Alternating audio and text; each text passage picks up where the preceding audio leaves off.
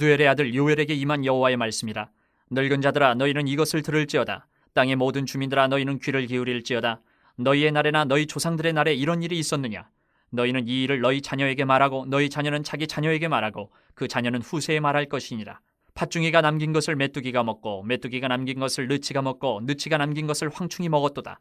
취하는 자들아 너희는 깨어 울지어다. 포도주를 마시는 자들아 너희는 울지어다. 이는 단 포도주가 너희 입에서 끊어졌음이니 다른 한 민족이 내 땅에 올라왔음이로다.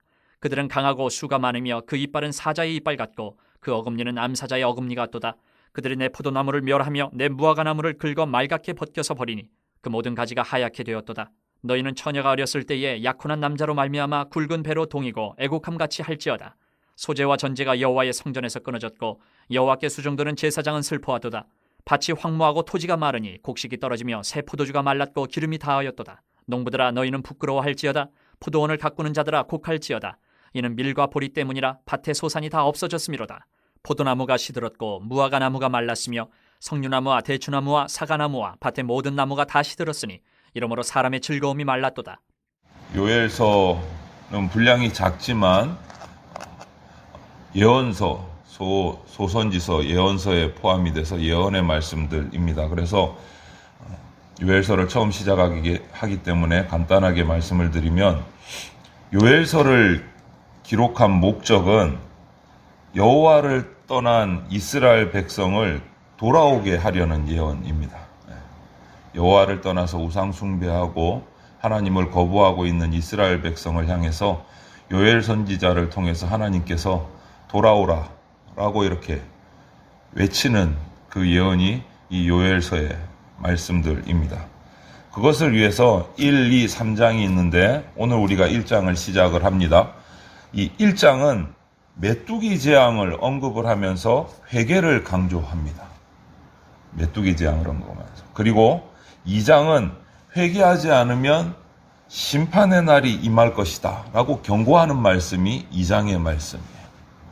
그리고 3장은 제사장, 장로, 그리고 이스라엘의 모든 백성이 회개하면 여호와께서 이스라엘 백성을 용서해 주셔서 구원해 주시고, 구원하는 것으로 끝나지 않고 이방 민족들에게는 여호와의 심판인 날이 임할 것이다.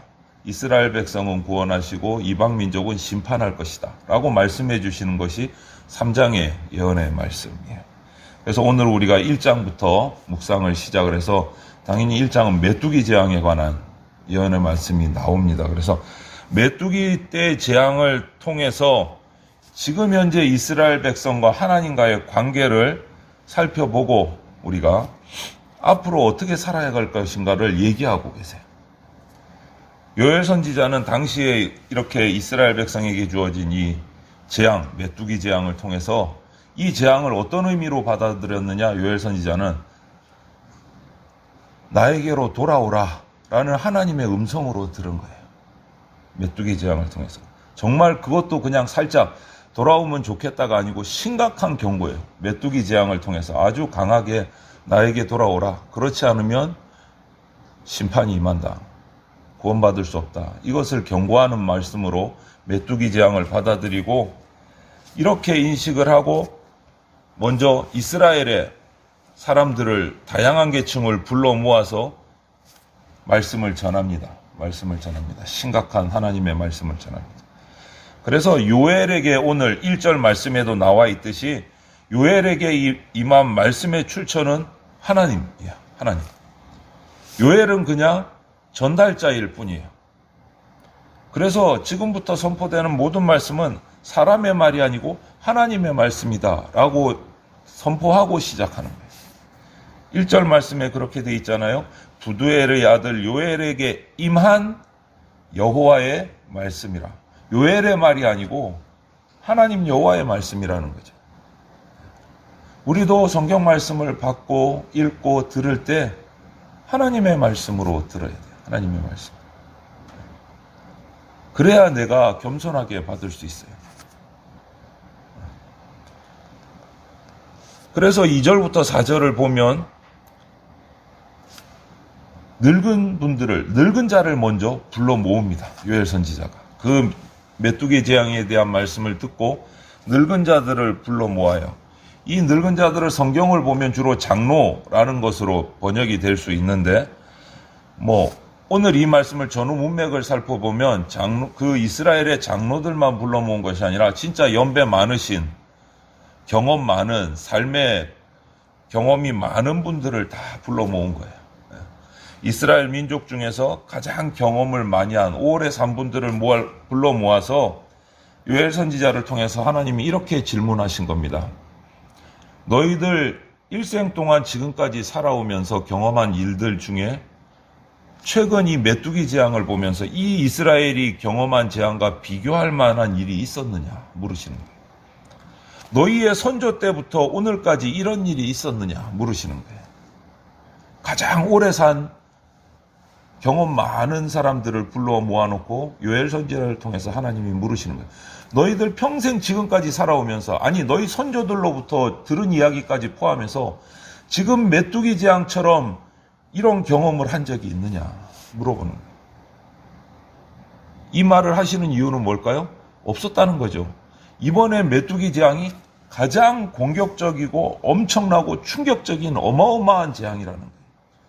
선조 때부터 지금까지 이런 재앙이 없었다라는 거죠. 없었다는 거예요. 이 메뚜기 재앙을 생각하면서 빨리 떠오르는 게 뭐 있습니까? 가장 뒤로 가면 출애굽할 때 메뚜기 재앙이 있었단 말이에요. 이스라엘 가운데. 이스라엘에는 없었지만 그 애굽 땅에 메뚜기 전체가 덮여서 엉망을 만들었는데 그것보다도 더 엄청난 메뚜기 재앙이라는 거예요. 선조들까지 포함해서 이런 일이 있었느냐라는 거. 없었다는 거죠. 어마어마한 메뚜기 떼가 몰려와서 이스라엘 땅을 싹 뒤덮어서 모든 식물과 이런 것들을 다 황폐하게 만들었다. 이런 일이 없었다는 거예요. 이런 일이. 어마어마한 거예요. 구약 성경을 살펴보면 이 메뚜기라는 단어가 한 10가지 정도로 표현이 돼요. 오늘은 그런데 몇 가지가 나왔습니까? 4가지가 나왔어요. 4가지. 여러 가지 이름으로 나오죠. 팥중이가 남긴 것을 메뚜기가 먹고, 메뚜기가 남긴 것을 느치가 먹고, 느치가 남긴 것을 황충. 이거 결국은 전부 다 메뚜기떼예요. 메뚜기의 성장 그기에 따라서 이름이 조금씩 바뀌는 것 같아요. 우리는 어린 소를 뭐라고 합니까? 송아지.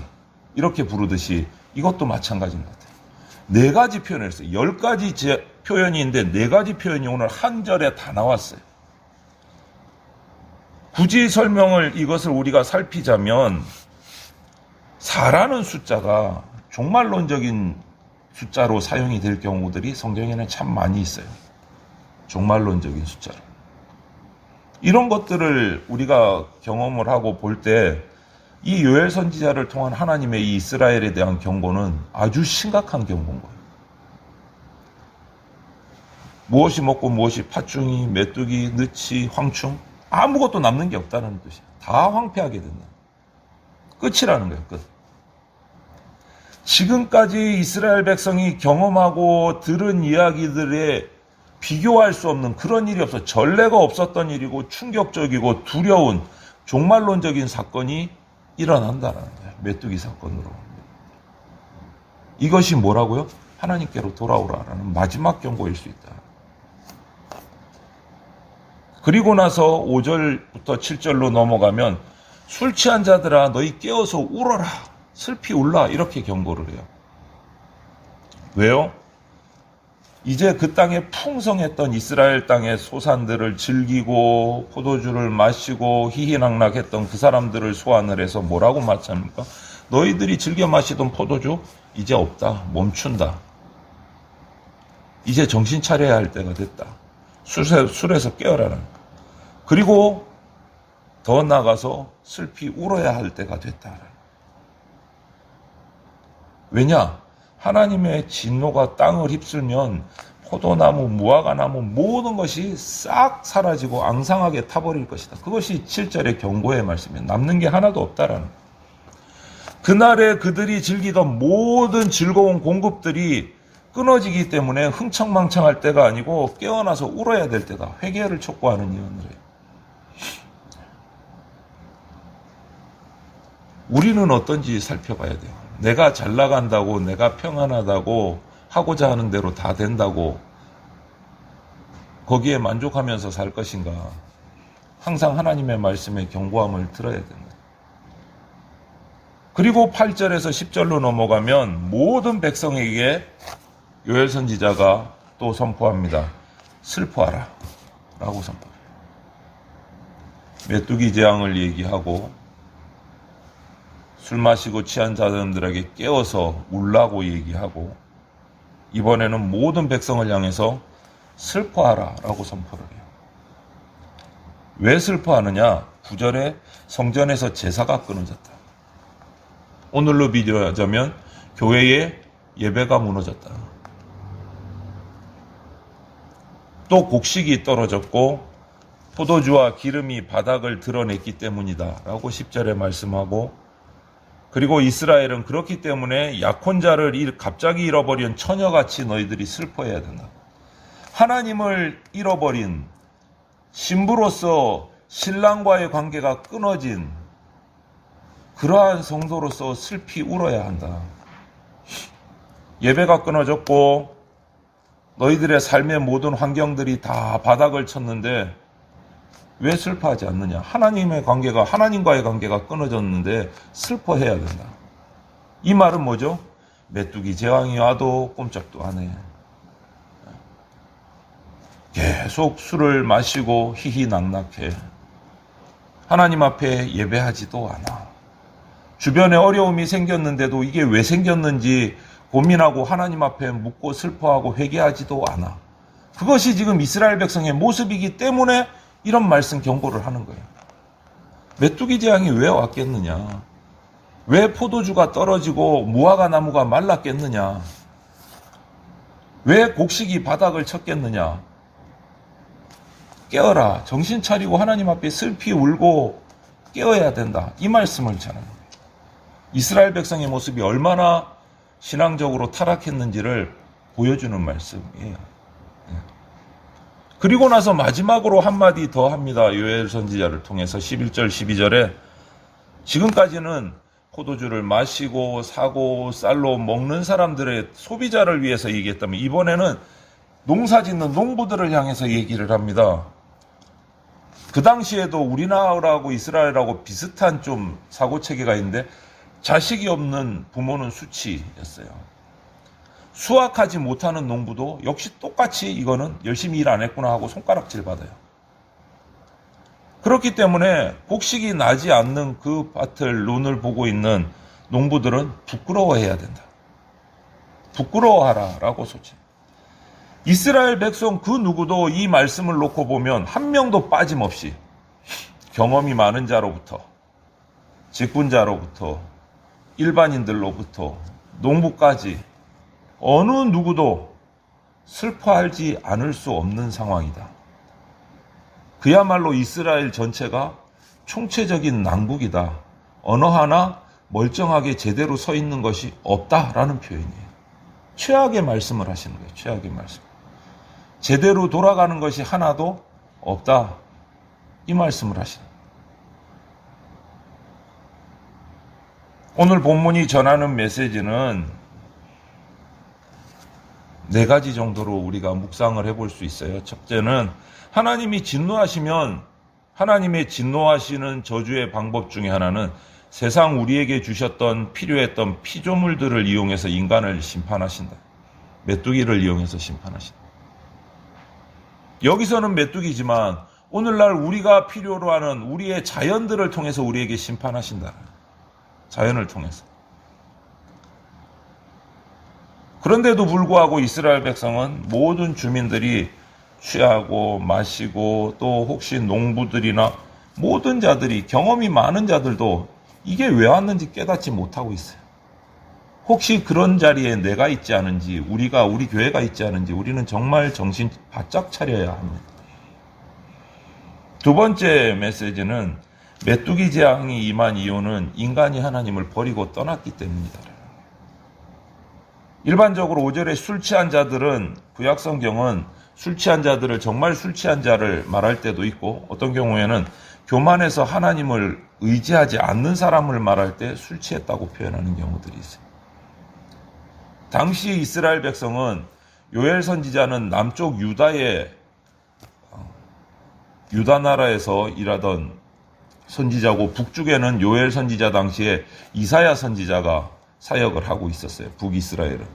북이나 남이나 둘 다 이 당시에 아수르, 바벨론, 애국, 그 당시에 대제국들에게 고개를 숙이고 그들의 우상을 섬기고 있던 시절이란 말이에요.